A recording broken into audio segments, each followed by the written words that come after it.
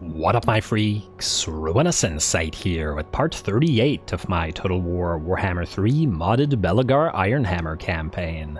So as we saw last time, Belegar and Thorgrim worked together to take out Mount Gunbad, destroying the Crooked Moon for good and giving us short victory. Control +2 for all provinces, always very much needed, and hero capacity +1 for all heroes. Also very, very valuable. Now we are also free to spread our armies out into other territories, which is also going to be quite the boon as we figure out where to go. Man, it's kind of interesting to see how in a very few turns, I want to say 10 turns ago, we had massive public order problems absolutely everywhere, and we're making like 3,000 gold per turn. And then in a few turns, suddenly everything changed. We hit critical mass or whatever, and now we're doing real good. Ooh, yes, I forgot to do this last time, or maybe I didn't, I don't know. But we do have to get to this mysterious island. It is a free stuff, so let's send you there, Barundan Stoneheart, to start this particular episode off. And did we just encounter a new faction? Maybe we did. What do we have here? Those who escaped will give us favorable wins. Alright, well, not much, but better than nothing. I was really hoping for materials at sea or one of the other really, really good traits, but you can't have everything. Anyway, in terms of what we gotta do this time, well, there is certainly admin to do that we didn't do last episode. Then, you know what we're gonna do? You, retinue. We're gonna have you build the Toolsmaker's Guild Hall. If this guy stays here for 5 more turns, we're going to start building Bugman's Rangers with the +5 armor, regardless of their cost, and then we're going to ferry them over to Belegar. Really, this is the only building that we've been waiting for to build them, so it's time. It's past time, I should say. Anyway, I'm not going to upgrade these two, though, mostly because I feel like we want to avoid investing too much in the Desolation of Nagash in case it gets attacked, but we'll do that later. Also, since we have the money, we're going to start milling the engineers. We've been wanting a bunch of engineers and a bunch of armies, so it's time. You, and you. Then, what's your do you do anything that reduces anything? Like construction cost? Organized, but you need to be rank 10, and you just don't start at that rank. Oh well, not a big deal. Here's what I want to do right now. Give you all, for 1 turn, or for half a turn, portion of a turn, give you all a Stonemason. Stonemason 1. So, just out of curiosity, 1470 after that Stonemason. Then 2. 1320, very nice, very nice. And one more down to 1170. Yes, still quite expensive, but I think rather than waiting a long, long time for our other units to get here, we're gonna do this upgrade right now. Like so. There we go. Expensive though it may be. This will also allow Constructor Furrowbrow to jump to Karak, which is where he's been wanting to go, and for us to switch back to, I guess, empower the guilds. The High King's Tribute would be nice as well, but we still need the growth here pretty badly. Then... Oh, wait. You're still, well, you're still recruiting, but not for now. Then you guys, no more Stonemason for you, and goodbye. No more Stonemason for you, and goodbye. I mean, if we're gonna waste gold on milling these guys, we might as well get some of it back by doing this, right? There we go. Beautiful. You guys are now good. There's probably a few more places where we could probably build some stuff, namely down here. So, Karak, let's move you here briefly. Assuming that these guys aren't going to go there again. Yeah, we can upgrade one of these. I don't want to wait. Oh, next turn then. Wait until Masters of Steel and Stone is back up and running. Then we can upgrade something here, namely this, for quite cheap, mind you. And I assume you guys can't actually reach it. Oh, you actually could go to Crooked Fang Fort and reduce it further. The question then is, do we go down to Crooked Fang Fort, or do we try to rush towards the Southern World's Edge Mountains? I'm not sure. Also, we do have construction cost reductions here. You know what? Rather than going all the way over there, let's do this. And then we'll upgrade you. 3k, still on the ludicrously expensive side, but this I think we can do. And yeah, we can wait for the stone bakery, it's not super critical. And we'll start on that watch room, because we definitely need it all over here. And for when we begin fighting Scarby. And then you're gonna move down, wait. There's stuff here at Karak Eight. Is this going to be free? If it's free, we'll upgrade it right now. Yes, it's free, beautiful. You're still somewhat expensive. The deep magma caverns are free, however.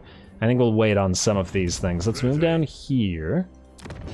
No, this is still going to be too expensive to build right now. So, I guess we'll move down to Crooked Fang Fort. Although, this is already free, so we don't need to do anything about that. I guess there will be some stuff that needs to be reduced next turn. Alright, fine. Move down here, then. And down here as well. And then you guys keep moving through this territory, right? Yeah. Stay in this territory, mind you, but move towards Karak Azul. Like so, and like so. Oh, Engineering Corps, you are so useful. And then I guess, yeah, we'll upgrade you next turn. This place is now... That's fine in terms of commandment. You are fine in terms of commandment. Lovely. Alright, those guys have been figured out. Our recruitment continues. Now, is there anywhere else that we need to build stuff where the cost is not going to get changed? It's probably going to be a while until we can come back up here, but we can send some more units. Same thing for here, we might as well. Oh, I guess we could send Durgrim here for a turn.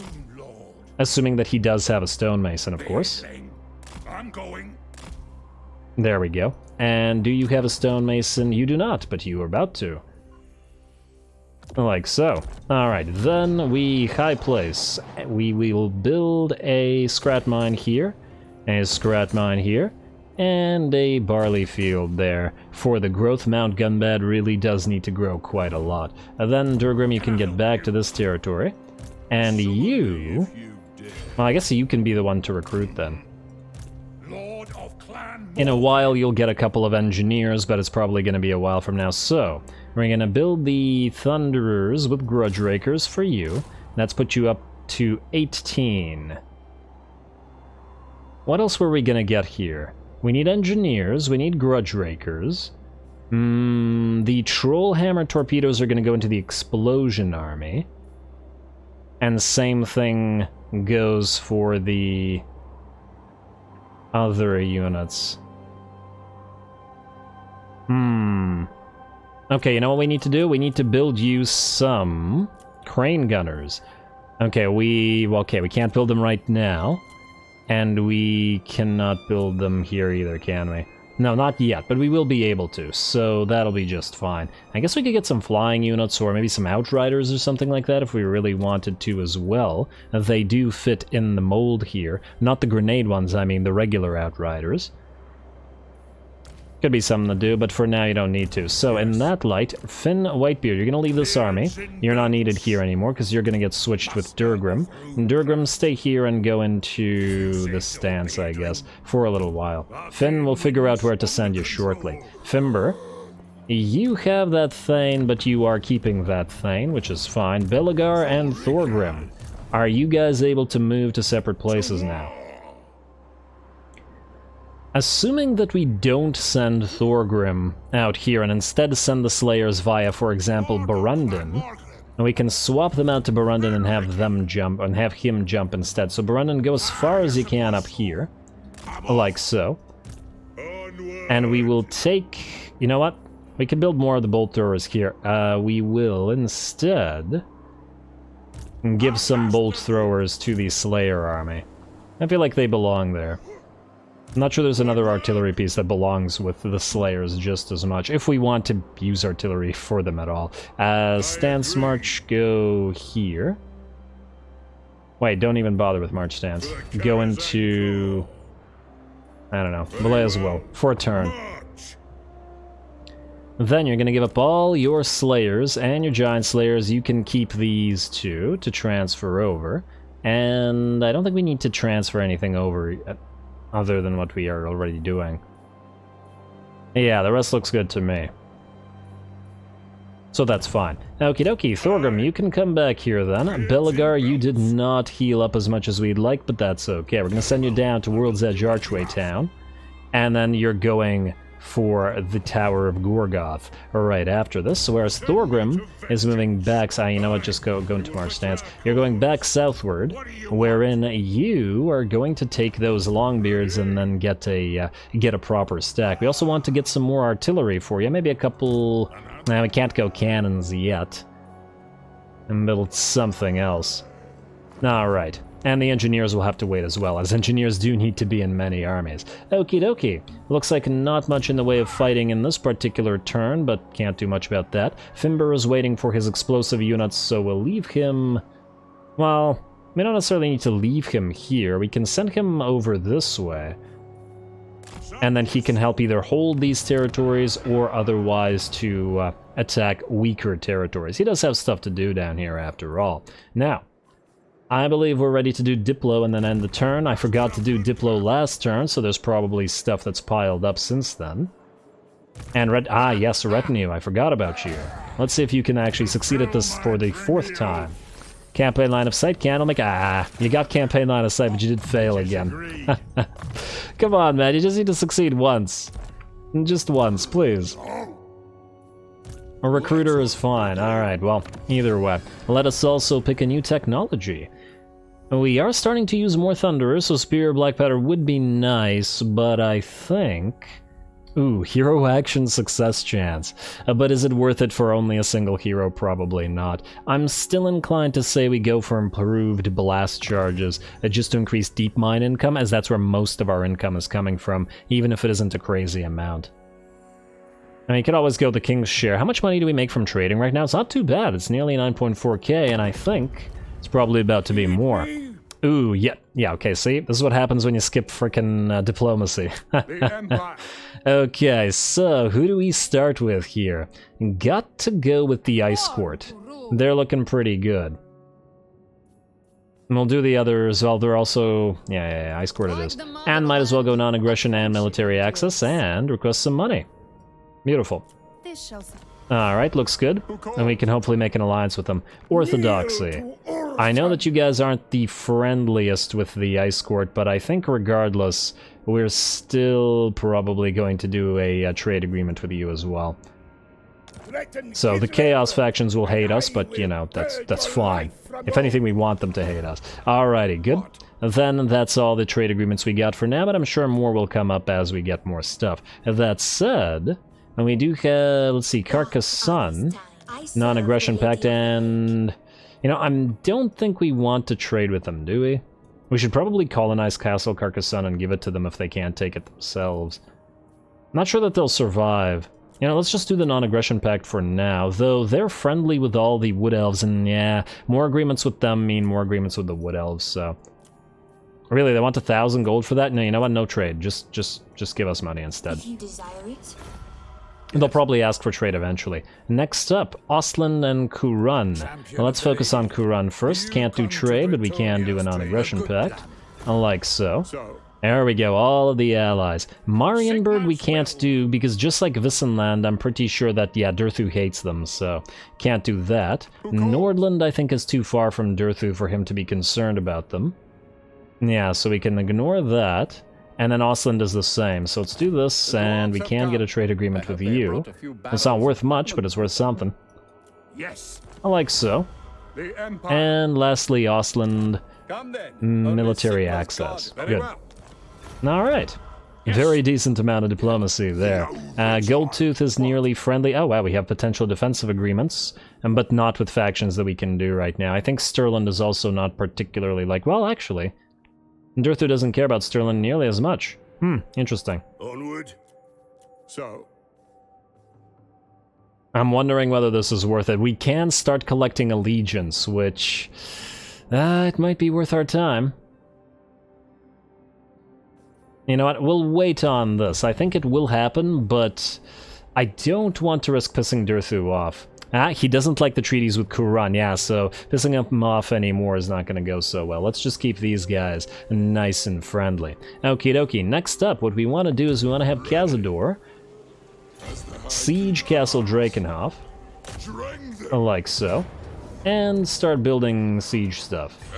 Alrighty, we will also put this little army, Alaric, right out here. Ooh, We also probably want to, you know what, Alaric, briefly go here for a second. Beards in belts. Let's reduce the costs here. Not by much, mind you, but better than nothing.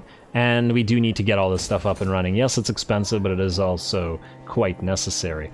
Scrat mine, and Zufbar. Public order building or scrat mine? I mean, your public order is fine now, but that doesn't mean... Well, you do have the Bugmans, so yeah, let's go scrat mine. Alrighty, and then I think we can build a reinforced gate here as well. Even if we end up keeping the these territories, I feel like this is not the safest place to be. Next up, you are gonna go into, well, just go into regular stance then. Like so. And stay beside Cazador. Oh, you can go into raiding stance, lovely. Then, I'm pretty sure that I saw in the diplomacy that yes, we can peace out with Draca. We are gonna piss off a few factions by doing so, but I'd rather not have her suddenly attack us.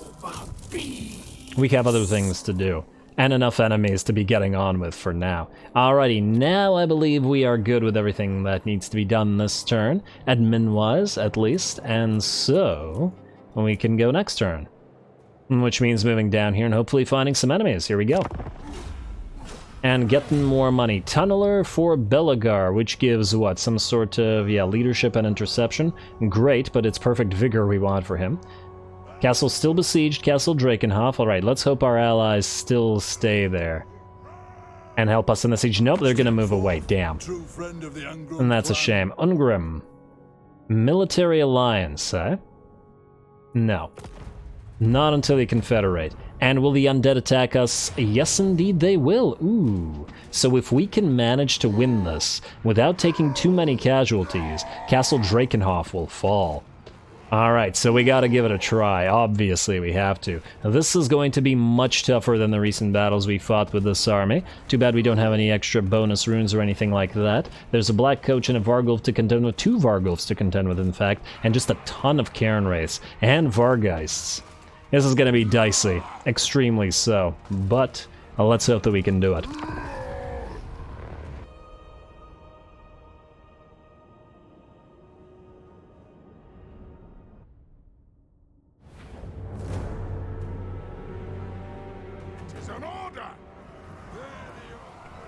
Alrighty, and the order is win. Win at all costs, because if we can pull this off, and it is going to be dicey, very, very dicey, due to the sheer number of elites that the enemy has, much more so than Vlad's own armies. But if we can win this, we will destroy the faction. They will have nothing left. Castle Drakenhoff will fall, and we will be able to be free of the undead scourge, at least in this portion of the map. So, I'm going to try our best here. We are deployed in a similar fashion as always. We're not super worried about the Rangers, mostly because they are hidden from sight, although of course once the enemy sights them with those Vargeists and such, they will probably try to land among them. I'm going to back off a little bit. I'm going to try our best to use this little impassable terrain area. It's a little bit closer to the edge of the map than I'd normally like, but it is still not at the edge of the map, and this impassable terrain is directly on the map, so I'm reasonably happy with that.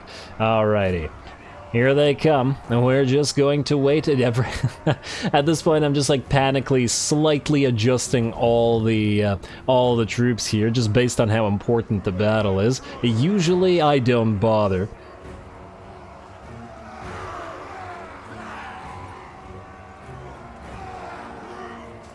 Alright, well the Rangers look to be keyed up, waving their axes in the air and screaming. And I'm still just making minor adjustments to everything. That's one of the ways you know that I'm concerned about how the battle might turn out. I actually have no idea how this is going to go, and because well, there's a lot of Cairn Wraiths and other stuff that are a lot of concern. I probably should have actually tried to add more magic damage to our Lord so that he could dish out damage to them as well. But anyway, I digress. The enemy is going to start moving in first with those Vargeists. They are fairly dangerous, but they are glass cannons, so we should be able to damage them pretty heavily, and this one's down to about half HP. And that said, they are going to charge in. They're going to ignore our axe-throwing Rangers in favor of attacking the Rangers with quarrels, which is kind of interesting. interesting. I keep wondering about whether we should actually remove the Rangers with quarrels from this army. I know that I wanted to make this army an all-axe army, but they provide a lot of value. Even in small numbers, at least in part because the enemy decides to charge them like this in favor of ignoring the axe-throwing rangers, which A, allows the axe-throwing rangers to turn around and chuck axes into these guys' backs, which does work out fairly well. And plus allows our Slayers to come in and help. But anyway, the Vargheists are going to obviously start dishing out some damage, and the biggest concern here is them taking out the Rangers that do magical damage. We have 4 Cairn Wraiths coming in, and they're all very much concerning. At the same time, we've used Marked by Ulthar on the Vargulf, are distracting it with our Lord, and are distracting the other Vargulf with our other Lord, just sent both our Lords at the Vargulfs, and are hoping to knock these guys out before they can do too much damage. Here comes the Axe Rain, and this Vargulf is pretty much done. Also trying to focus down the Black Coach as best we can here, as well as all the Vargheists, but our lines are getting mobbed by elites very quickly. The enemy Cairn Wraiths have also arrived and are ripping our miners apart, who will be done for very quickly at this rate, and I'm not so sure that Alaric Getgold can survive this without a lot of help either, as that's a lot of armor-piercing damage from both of these types of units. Though in fact the Vargulf knocking him down might be a good thing because he has an invincible few seconds while that happens. First of the Vargulfs do go down, we're going to start focusing on the second and continuing to chuck axes at those Vargheists until they hopefully die. We have moved our Slayers in to countercharge them.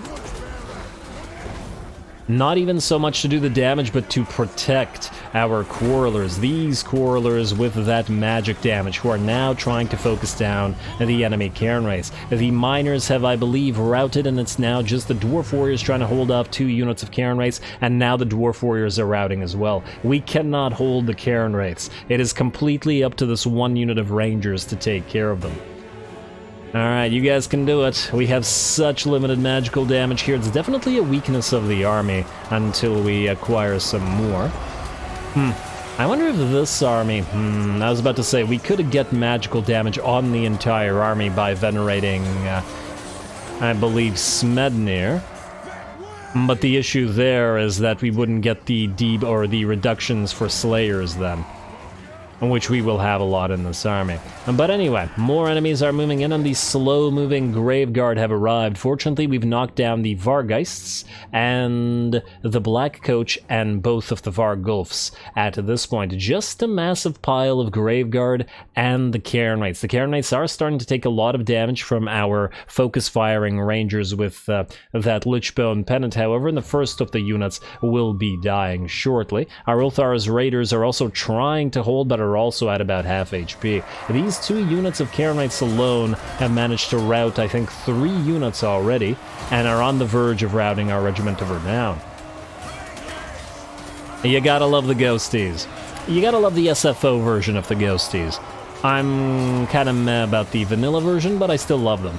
I mean, I've always loved these units. I use them basically since the first game constantly, even when people hated on them so much back in the first game. And they're just so fun, and Hex Wraiths in particular are one of my, like, top 3 favorite units in the entire game. Alrighty, but anyway.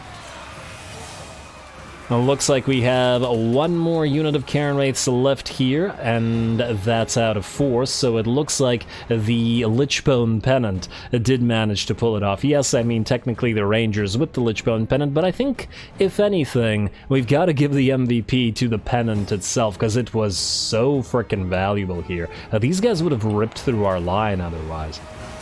Alright, sending in a few units of Slayers to try to block them, though the Slayers will of course take damage.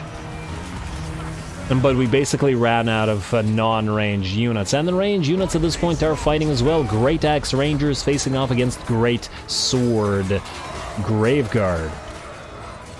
Alrighty, but these Graveguards start to crumble away, and in fact the rest of the entire enemy force begins to crumble, and the battle will be ours.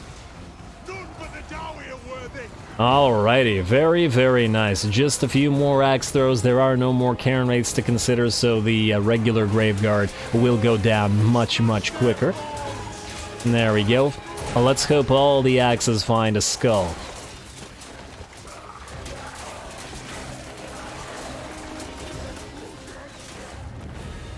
And there we go, a close victory, and certainly a few scary moments there, especially when our units with that Lichbone Pennant were threatened. I wonder what would have happened if the AI had rushed that unit with all of its Vargeists, and the unit had been forced off the field. Now, obviously the AI isn't smart enough to do that, but if it had, how would we have destroyed those Cairn rates? I think the only way would have been to try to force them to blob up, as in reorder our entire formation to force all of the Cairn rates into one location, and then drop the Assault of Stone on them, which I believe is magical damage, and even if it isn't, it is splash damage, so it would have done a lot more than these guys otherwise. Anyway, let's see what the damage is, but I do believe Castle Drakenhoff shall fall.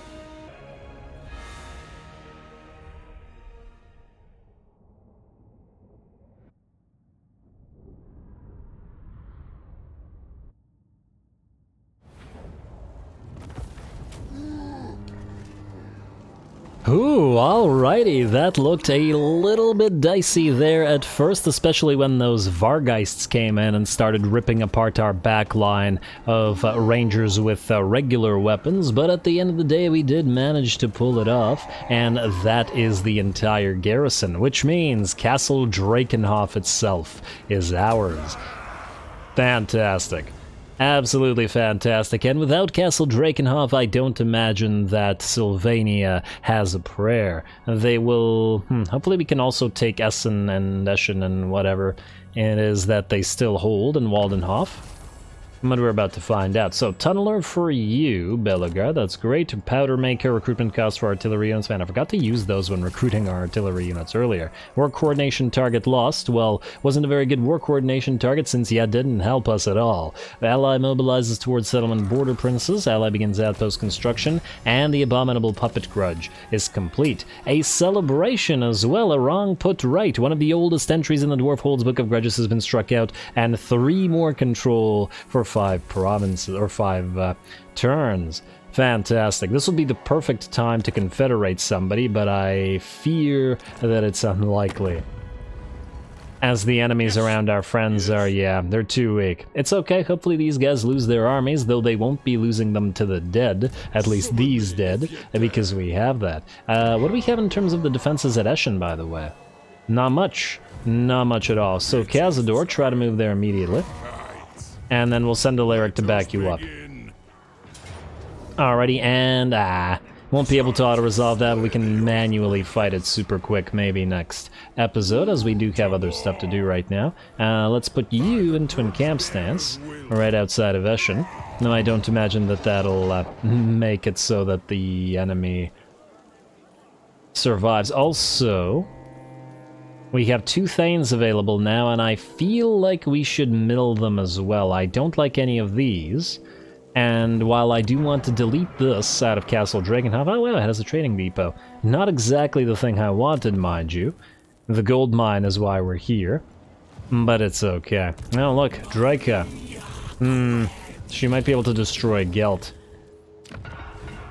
Unfortunate for Gelty boy, but not much we can do about it ourselves. Also, I do believe the recruitment has been completed by Kazran Norgrimling, so unless there's something else that he needs to recruit right now, which I don't believe there is, he's ready to go north and start swapping these units to Belegar. Also, let's just keep him here for 1 second as we build a trading depot here. Oh wow, it's more expensive than I thought. Okay, here's what we can do. You can move right here for a second, and then go back around to Karak Eight Peaks. Wait, no, I forgot that we had something here. Oh well. Not a big deal. A little bit annoying, but not a big deal. We could just move you guys to compensate. Like so, and like so.